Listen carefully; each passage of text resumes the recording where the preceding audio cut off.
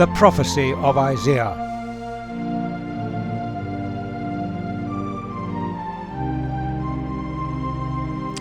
This is presentation 23. God still cares.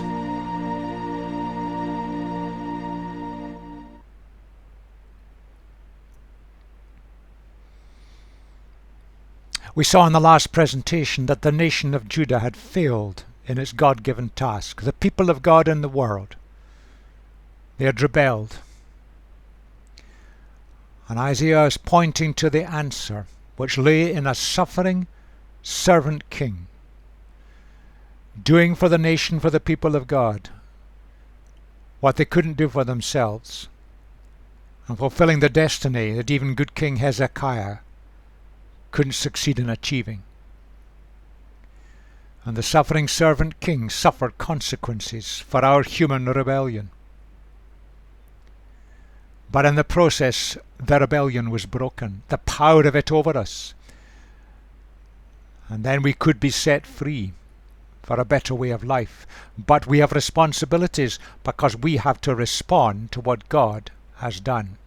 In the same way as the people of Judah in exile had to respond to what God had done for them and what He would do for them in bringing their release. Now let's look at some detail at chapter 40. I'm going to take this section by section very rapidly, looking at the key points, and then try to draw it together. Comfort, comfort my people, says your God. Speak tenderly to Jerusalem and proclaim to her that her harsh service has been completed, that her sin has been paid for, that she has received from the Lord's hand double for all her sins. A voice of one calling, in the wilderness prepare the way for the Lord, make straight in the desert a highway for our God. Every valley shall be raised up, every mountain and hill made low. The rough ground shall become level, the rugged places a plain, and the glory of the Lord will be revealed, and all people will see it together, for the mouth of the Lord has spoken. Familiar words. The point that Isaiah was making was that in the midst of this disaster, hang on to this. God has not left you. You have rebelled and brought this on yourself, but God has not left you. He's still there for you. Encouragement and reassurance to the people of God, represented by the word Jerusalem. And God will rescue you from the dreadful and inevitable consequences of what you've done. There is rescue from the exile which you brought on yourself. But then he addresses the question, how can this possibly happen? Logically, there was no hope for the people. Their land had been sacked, their cities had been destroyed, Jerusalem had burnt to the ground, they'd been taken and deported into exile in Babylon. How could there ever be comfort in that situation? And Isaiah makes it clear this comes because God will intervene. We can't solve this problem for ourselves, but we've got to be prepared for God to intervene. That's our part. We've got to be ready for what will happen. God did intervene. They were brought out of the exile, but in the end of the day, each had to take a decision that they were going to leave Babylon and travel back to their land. They had to be ready for what will happen. God made it possible. And that's a poetic picture. It's nothing to do with literalism. It pictures God who is unstoppable. All the barriers, all the problems, all the things that will stop the release and the rescue from exile, God will flatten them out. God is unstoppable. But we've got to be ready to walk the land. We've got to be ready to move and do what He says. There is a very deep thought, and you maybe want to take that, write it out for yourself, and just put it on your desk or in your kitchen or wherever, and just think about it. What a wise thought that is, from the great theologian. The glory of God is the manifestation of His absolute reality.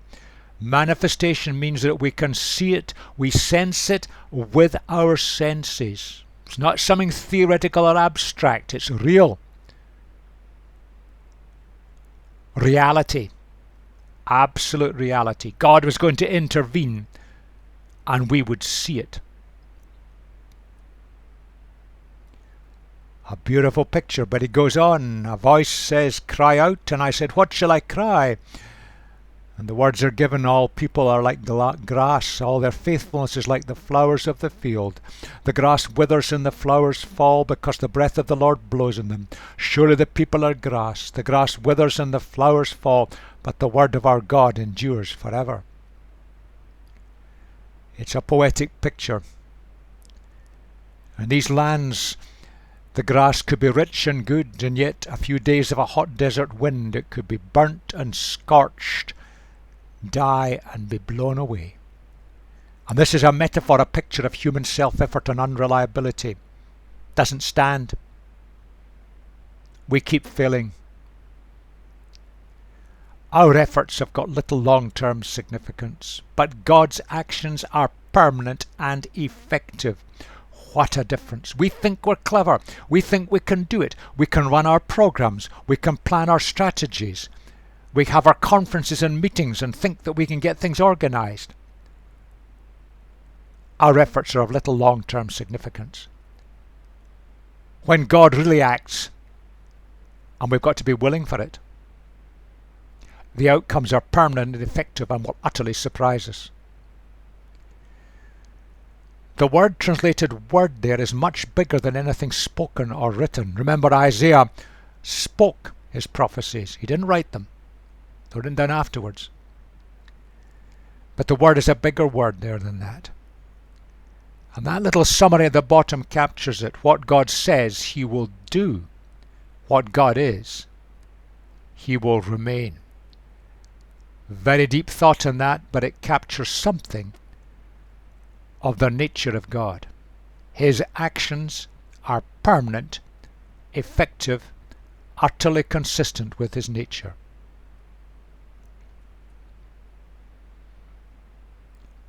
Isaiah has painted a contrast here. And the people in exile had to grasp that. They'd messed up so often. And we, the people of God today, have got to get that message. And the contrast is that. We're playing our religious games so often. It doesn't achieve much. Only God can bring about the change. Only God could intervene to break the exile. Indeed, in the days of Hezekiah, only God could step in and save Jerusalem. But it required Hezekiah, as the leader of the people, to go and ask for God's help, recognizing his weakness and that he had no answers. That's the picture of us. That's the picture of God. God will act. God will work consistently with Himself. And the outcomes will be permanent and successful. But it's up to us which way we're going to go. Isaiah has painted the contrast. But let's move on to the next few verses. You who bring good news to Zion, go up on a high mountain. You who bring good news to Jerusalem, lift up your voice with a shout. Lift it up, do not be afraid. Say to the towns of Judah, here is your God. See, the sovereign Lord comes with power, and He rules with a mighty arm. See, His reward is with Him, and His recompense accompanies Him. He tends His flock like a shepherd. He gathers the lambs in His arms and carries them close to His heart. He gently leads those that have young. Now, it's unfortunate that the word to is there. In the original, it's of. And the rest of it makes clear what Isaiah is trying to say here. When we are rescued, our task is to share with those round about. So, the people of God, rescued by God, people of Zion, the people of Jerusalem, metaphors for the people of God, we share it. We share it with all the towns of Judah. Here is your God. This is what God can do. That's our destiny. That's our task. But this pictures God's intervention. How often we think we can manipulate God. We design our programs and our procedures and our rituals, and we ask God to rubber stamp them. We're trying to manipulate God into our mindset. Doesn't work. But when God really does things, things happen. When God is really there, things happen. And they're beyond our minds. And we can see them. His glory is manifested. We sense it. We're aware of it. It's obvious. And that is always true. He looks after us, protects us. That is our God. And we need to grasp that.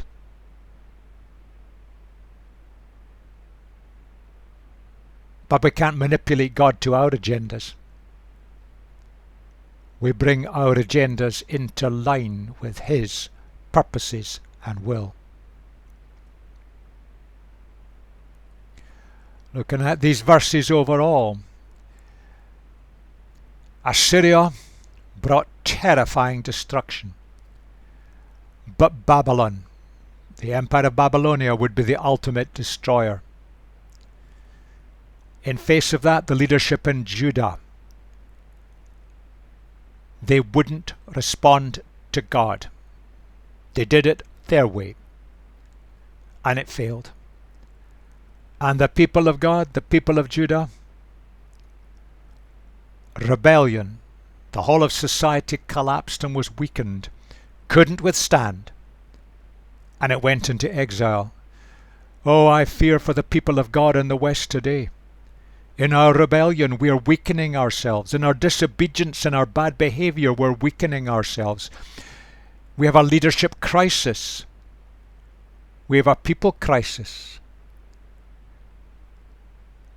We're being marginalized, pushed to the edge into exile, privatized out of existence. And it may get worse. We've brought it on ourselves. Will we survive? But Isaiah brings God's message of hope even in that. God has not abandoned us. We've failed, we've let Him down, we've disobeyed, we've rebelled, but He has not abandoned us. But we've got to prepare ourselves for His restoring presence. We've got to put our house in order. We've pushed God to the margins of our spiritual life, our church life, our ritual life. We're using God as a rubber stamp for our programs. And any restoration will only come by God's intervention, by His grace. But we've got to prepare ourselves. We've got to be ready. There's a challenge for the people of God today, as there was for the people of God in Isaiah's day. We have two tasks. We've got to prepare ourselves what's going to happen, but we've got to be ready to share it. That's our destiny. We can't share till God intervenes. And we've got to prepare, otherwise God's intervention will pass us by.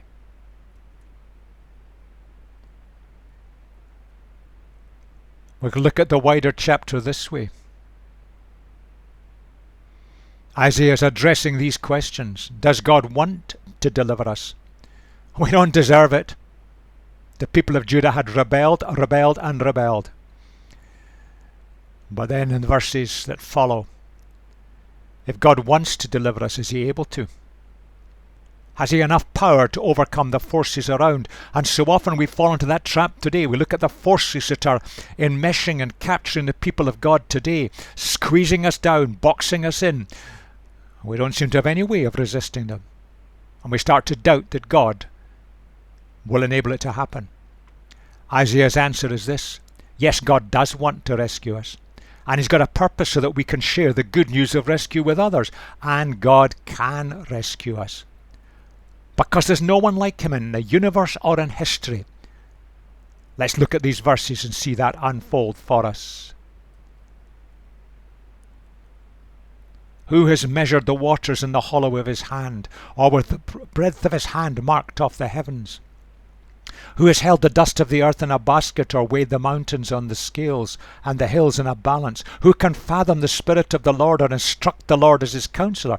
Whom did the Lord consult to enlighten him? And who taught him the right way? Who was it that taught him knowledge, or showed him the path of understanding? Isaiah shows that God is much bigger than the people had grasped, and we need to grasp this today. God is the mighty creator. He is beyond everything in the creation. He's not part of it. He's beyond it. He made it. That's where Eastern religions have gone wrong. But so often we go wrong too. And God knows what he's doing. He doesn't consult others. He doesn't need our advice, your advice or mine. Oh, I've been so often tempted. Why don't you do it this way, Lord? And he'd slapped down and told, how dare I say that? I don't see the big picture. He does things right. Oh, hang on to that. Even when life is so terribly difficult, hang on to that. He knows, he understands, he sees the big picture, he does things right. Isaiah is building a picture of God, much bigger than our minds can grasp. And so often we have created a God in our minds that's too small. Let Isaiah strip off the scales of our mind so that we can see God as much, much bigger. But Isaiah goes on, surely the nations are like a drop in a bucket. They're regarded as dust on the scales. He weighs the islands as though they were fine dust. Lebanon is not sufficient for altar fires, nor its animals enough for burnt offerings. Before him all the nations are as nothing. They're regarded by him as worthless and less than nothing. You see, we think of power being in leadership, power being in politics, power being in armaments, our wealth, our economic success. In God's eyes, we would say a drop in the ocean. Isaiah said a drop in a bucket.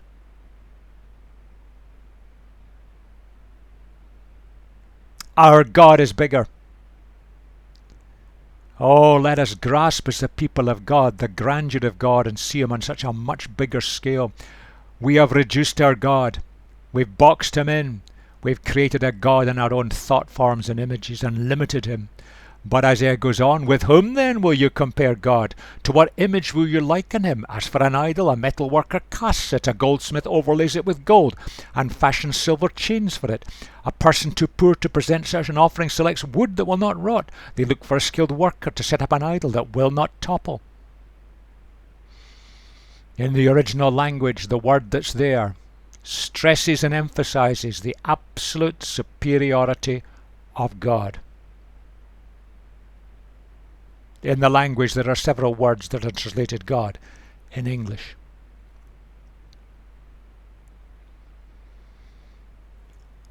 Let's just stop and think, have we created a God in our own image? Isaiah laughs at what was going on in those days. But it's just as bad today. We don't make things perhaps so much physically, although in some churches they do exist. Some religions they do exist. It's a nonsense. But mentally, we've created God out of his creation.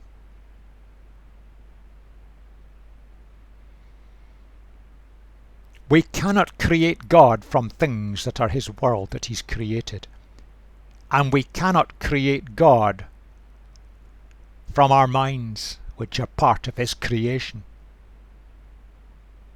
God is bigger than all of that. He's the Lord of glory. Oh, grasp it. Ask God to give you that revelation to see it. It lifts everything onto a much bigger scale. But Isaiah continues on, do you not know? Have you not heard? Has it not been told you from the beginning? Have you not understood since the earth was founded? He sits enthroned above the circle of the earth, and its people are like grasshoppers. He stretches out the heavens like a canopy and spreads them out like a tent to live in. He brings princes to naught and reduces the rulers of this world to nothing.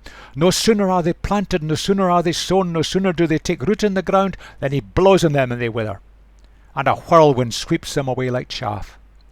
To whom will you compare me, or who is my equal, says the Holy One. Lift up your eyes and look to the heavens. Who created all these? He who brings out the starry host one by one and calls forth each of them by name. Because of his great power and mighty strength, not one of them is missing. Calling things out by name means you have authority over them.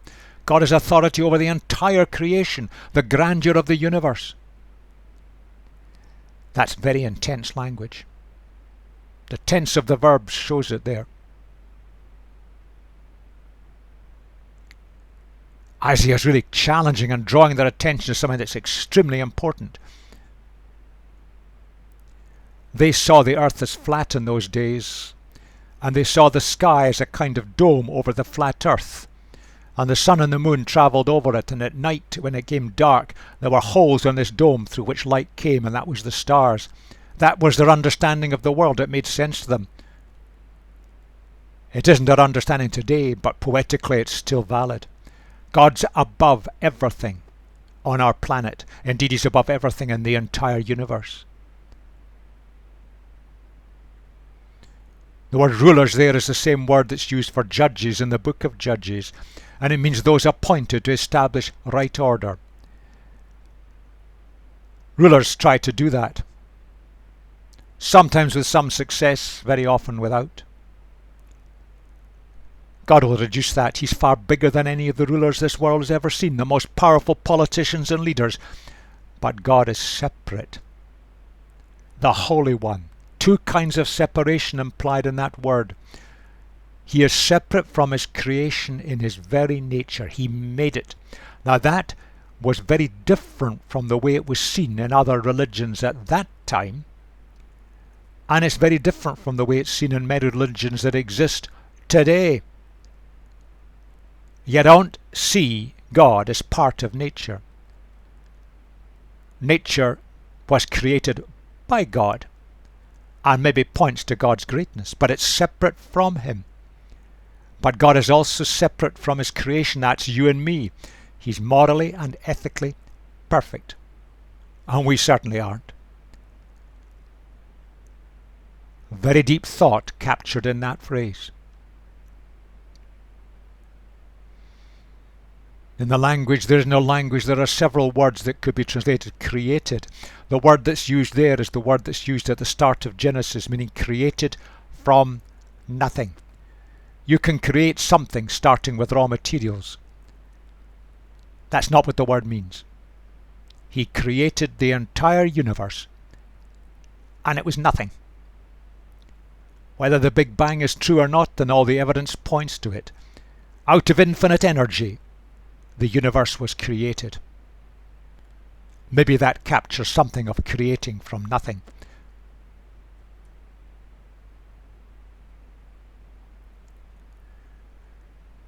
The confidence of the people of Judah, it had been damaged. They'd seen their land ravaged by the Assyrians. Later on they saw their land flattened by the Babylonians, but this time the Babylonians captured Jerusalem, flattened it, took all the wealth away, burnt it to the ground, and took all the people away and deported them. Where is our God in this disaster, they said. How often we say that. Isaiah doesn't address that problem head on. He addresses it by starting where we need to start, with a new vision understanding of God. God is in control. He's the creator of everything.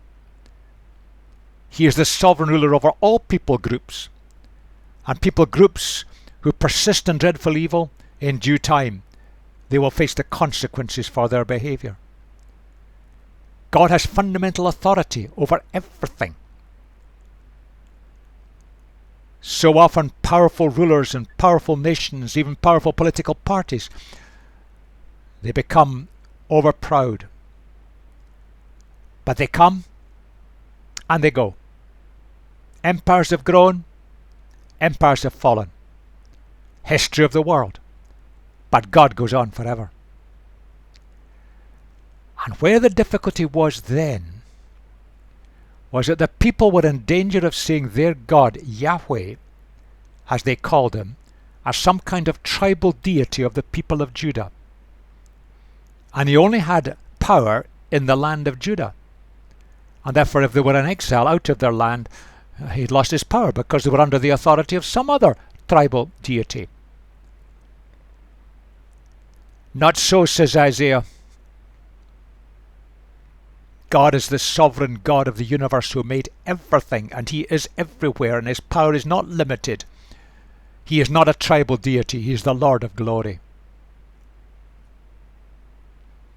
Let's go to the last section of the chapter. Why do you complain, Jacob? That's just the people of God. Why do you say, Israel? My way is hidden from the Lord, my cause is disregarded by my God. Do you not know? Have you not heard? The Lord is the everlasting God, the creator of the ends of the earth. He will not grow tired or weary, and his understanding no one can fathom. He gives strength to the weary and increases the power to the weak. Even youths grow tired and weary, and young men stumble and fall, but those who hope in the Lord will renew their strength. They will soar on wings like eagles. They will run and not grow weary. They will walk and not be faint. Familiar words. We often ask questions. Maybe you're facing some dreadful situation. Maybe it's in your health. Maybe it's in your Christian group. Maybe it's in your family. Maybe it's in your nation or your workplace. We think God has lost it. He's not listening, he doesn't understand. But Isaiah brings the answer. God does care. But his ways are beyond human understanding. He works to a bigger agenda, but it's for our benefit.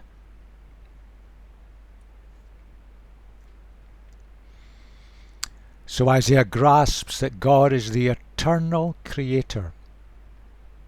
Everlasting God, the creator of the ends of the earth.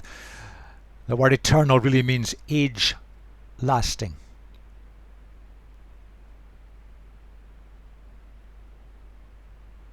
He doesn't get tired. He doesn't lack the energy we often do. We're weary with the battles. We see no way through. We don't know how we're going to face things. That's not God.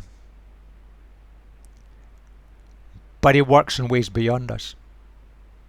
He will not contradict his creation. He gave you freedom of choice. He will not trample through it. Ponder that. Bring your choices into line with his ways. That's a starting point. And his resources and strength are infinite. Easy to say. What do we mean by that? Just ponder the majesty of the universe. Modern physics has given us a wonderful picture of just the amazing things that are happening in this universe. Not everything we understand, of course, and much blows our minds. But God made that, and he's bigger than all of that. If he did that, he can see you through whatever you're facing today. In the original language, the word youths and young men is placed in an emphatic position. Youths, even they grow weary. Young men, even they stumble and fall. The strongest of us have limitations. We're mortal, we're fallible physically. We're mortal and fallible mentally, but we're mortal and fallible ethically.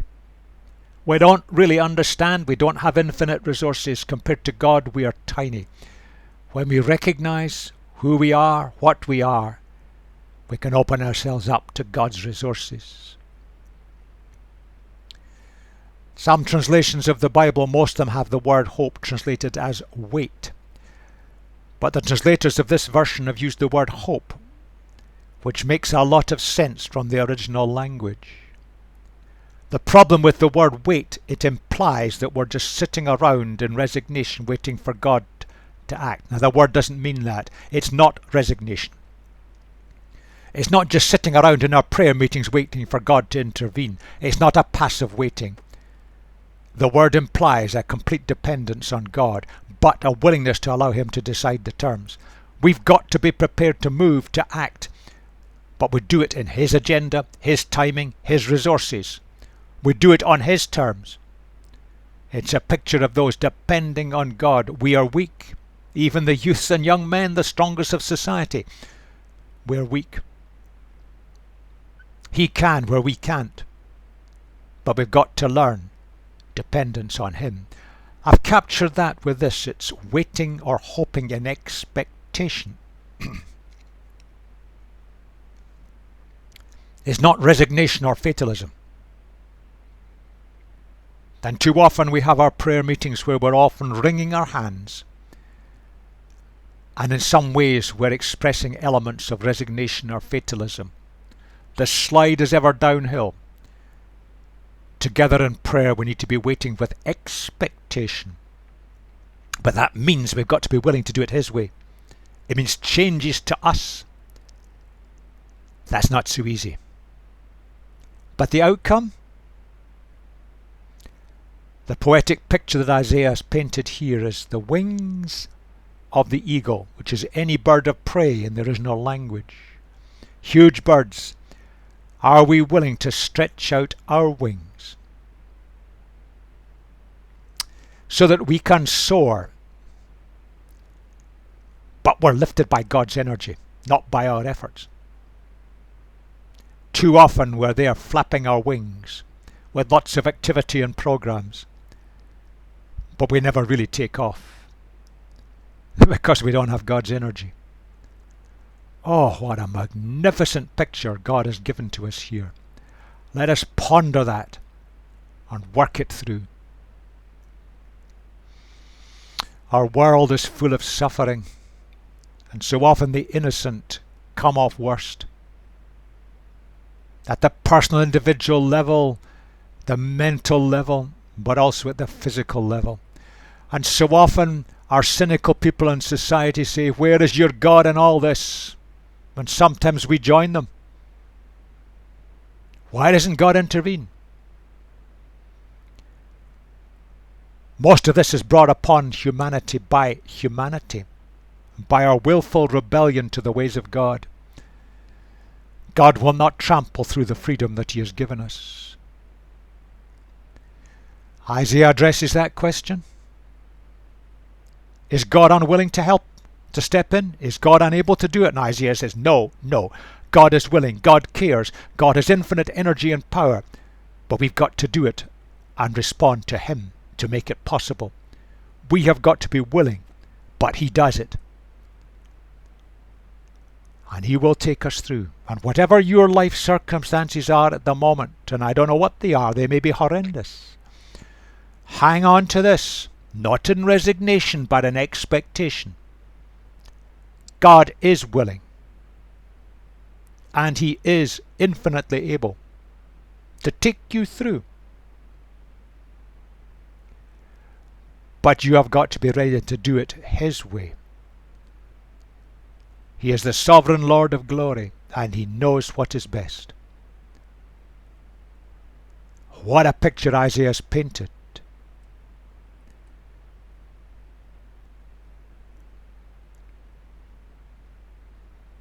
Yes, in the midst of all life's problems, God is sovereign over all His creation, and He's sovereign over all events in history. He's not part of the cosmos, and the cosmos is not part of Him. He made it. He's not detached from us, but is infinitely involved in the lives of humanity. That means you. That means me. He wants to be, but He will not step over your free will. And Isaiah has pictured, and you may want to read this chapter again and again, There is nobody like God. Perhaps our God is too small. The early Hebrews had a word for God, Yahweh. That word means and captures the idea of God being the self-existent one, the Lord of glory. Not a tribal God, not a God made by the machinations of human minds. But it's also a word that carries the idea of a God of relationships. And that word captures so much of what Isaiah was revealing to the people of God, faced with a dreadful situation. And that's the prophecy of Isaiah.